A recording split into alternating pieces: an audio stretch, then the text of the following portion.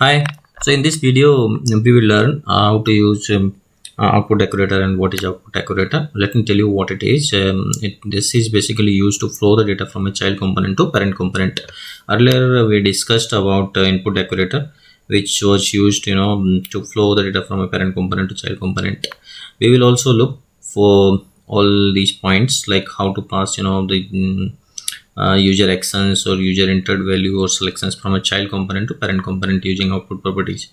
And we will also look like how to create custom events using event emitter class. And we'll also look what's the use of ng container and how to use this ng container, in which scenario we should use this ng container.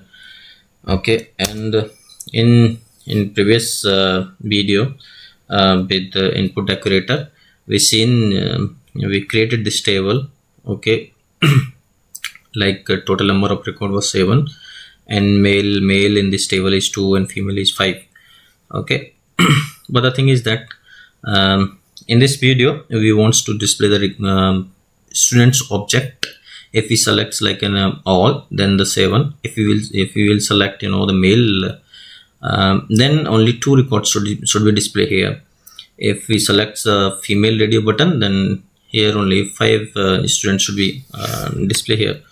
Let's see how to achieve it. Let me create one variable which will hold the all radio buttons value, all selected radio buttons value. Selected radio button will, and type of this variable is this property is string. Okay, let's assign default value is all. Let's create an instance of event emitter.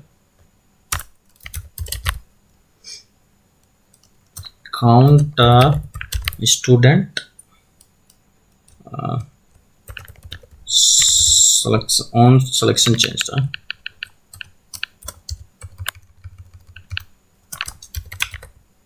On selection changed. Event emitter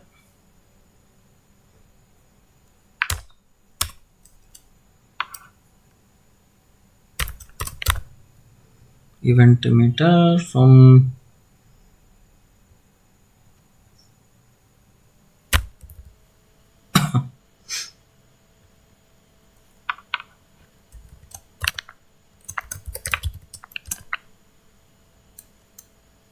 we will use it from Angular core components. Yeah, it's imported from Angular core components.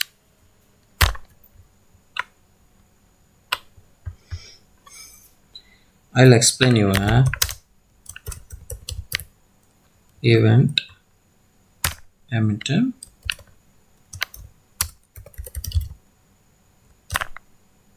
generic.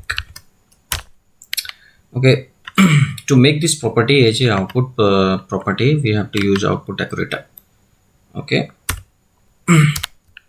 Basically, using output decorator, we will flow the data from here to parent component.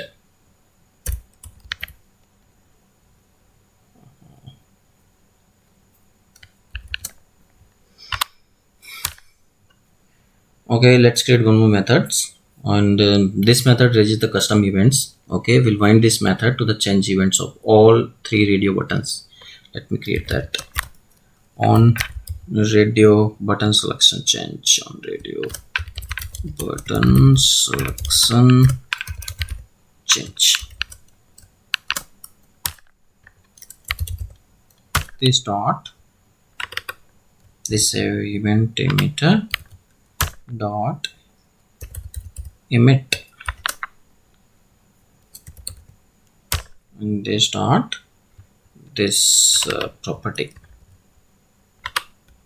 We are passing a value. Okay, and we will use this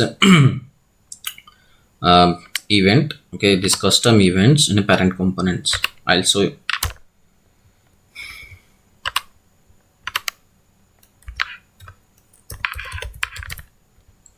let's open this HTML file, and let's make all required changes here.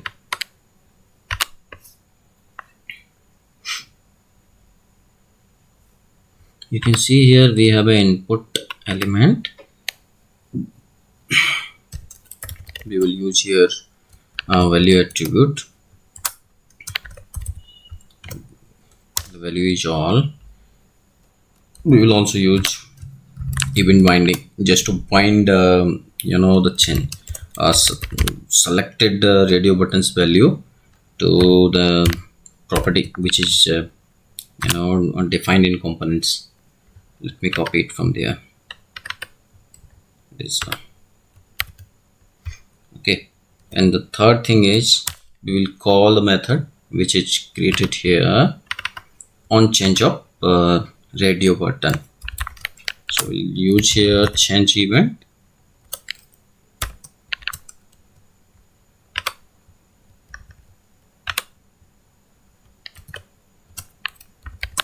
Okay, let me explain again what we are doing here. First, this value attribute is set to all here. Okay, for this radio button, male radio button, it will be like a male. Okay, let me do it for all, then we'll explain.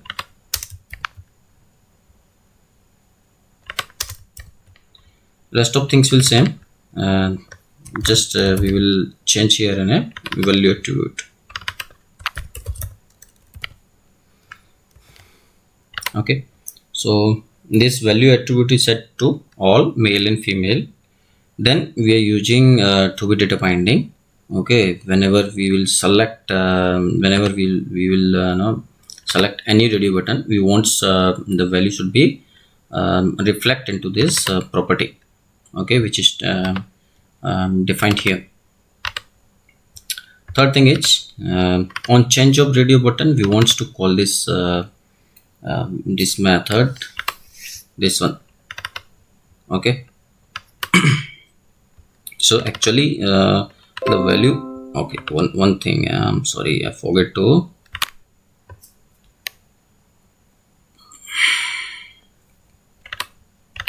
okay, it looks correct, not required any changes here.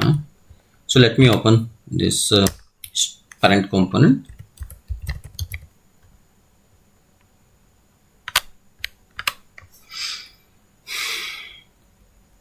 So what we have to do, okay, we have to get the value from this by using this event, and where to assign that value, just in a variable. Let me create that. Selected student count, okay, which type of this property is a string, and let me assign that the default value is all. Okay, what's the use of it? This property basically will keep track of radio button which is selected. Selected means in this component, students count component, and we have set the default value to all, so all students are displayed in the table by default. Okay, then let's create one more method.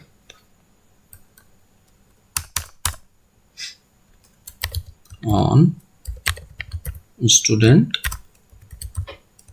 radio button changes,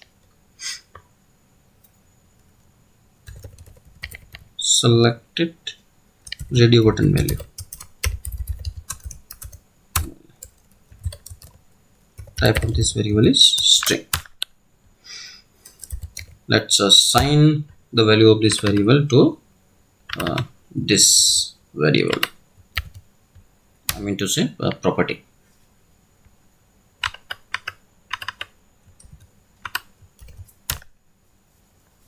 Okay, so we will call this method from an HTML students list HTML, where we will use the custom event. students list component HTML. Okay, let me explain a little bit about this. What it will does, so depending on the radio button which is selected, this method will update the value of this property. Okay. Basically this method, I told you we will call it from a custom event. Okay, and let's call it from HTML, so you will get a better idea.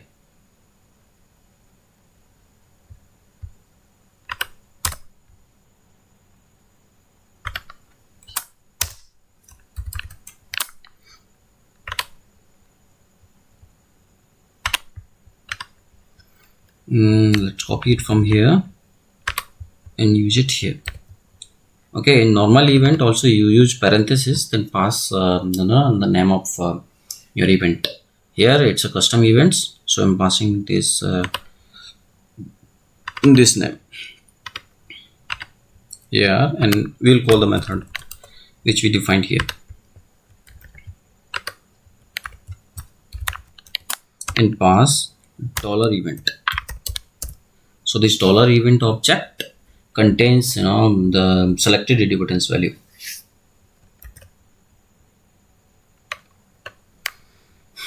Next, what we are doing here, we are iterating our students list, but what we have to do, we have to show the students based on the selection of radio buttons. Suppose we select a radio button for male, then we have to show the data which having the gender is male only.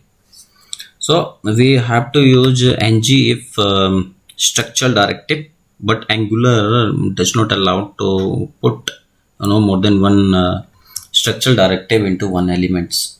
Okay, in tr elements we already have one structural directive which is ng4. So in this case we will use this ng container. Okay, let me use here ng container.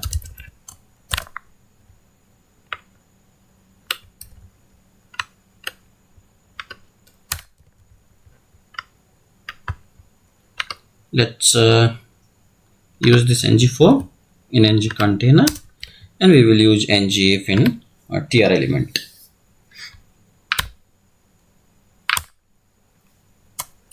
Asterisk ngif, and then use this. Okay, well, let's copy this property. We will check on this property. Okay, this property, if equals to all, then it will display the records for all students, or if this property is equals to student.gender, then this will show the selected radio button. Suppose if you select the radio button for female, then it will display the records for female only. Okay, I'm starting our applications, so let me explain it again what we are doing. Let's look at from a child component. Okay, so here we are using our output decorator, and also we are creating the instance of event emitter. Okay, actually we are creating custom events, so and also creating one a property which having the default value is all. Okay, so whenever we will select any the radio buttons, the value will reflect here. Initially it's all. If you select the radio buttons for male, then the value will be male. If female, then value will be female. Okay, and then we are passing this this property into this emit method. Okay, whenever we use this event emitter in parent components, okay, then this will get the value of selected radio buttons, which means this value. Okay, in HTML file, what we are doing, student count .html file. So we are using, first one is a value attribute where we are defining like all male and female, and we are using 2-bit data binding. just to update this property value. Okay, whenever you will change this, so this radio button, then the value corresponding to that radio button will reflect into this property. And third thing is, on change of radio buttons, we are calling this method, which is defined here, obviously defined here, so that the value which is this property, I mean this value, this property having whatever the value is passed here, okay, in emit method. Okay, so whenever you will use this event emitter, so custom events in list students list components, we will use this in HTML, students list component HTML. See, we are using it here in calling this method on students radio button changes, this method. Okay, so we are passing the value, also we are passing here $event and $event object having the radio buttons value and this value is assigned to this property. Okay, and we are using this property in HTML just to show this data according to the selected radio buttons. If it's all, then you will see the all records, I mean the all students. If it's male, then you will see the only male students. If it's female, then you will see only female students.